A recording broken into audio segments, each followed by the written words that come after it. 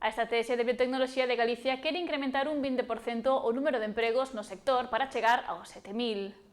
Galicia contará cunha nova estratexia de biotecnoloxía e terá un obxectivo claro: aumentar nun 20% os postos de traballo neste sector para alcanzar os 7.000 no 2030, ademais de ampliar un 15% o número de investigadores que hai neste campo e conseguir os 1.600. Nestes últimos anos duplicamos o número de empresas biotecnolóxicas, 65 xa son en Galicia. Isto hai que dicilo para que se saiba.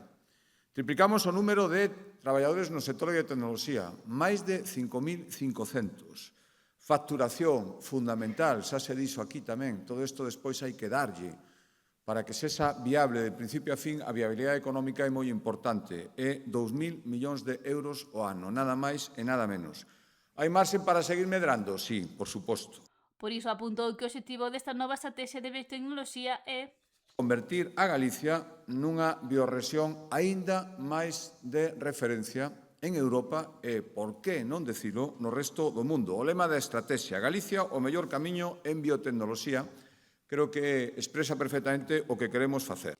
A folla de ruta cara a 2030 inclúe axudas directas para proxectos de I+D+I en biotecnoloxía, unha aceleradora de empresas ou o Biopolo da Xionlla en Santiago, que actuará como polo de atracción para instalar novas infraestructuras e compañías vencelladas a este campo.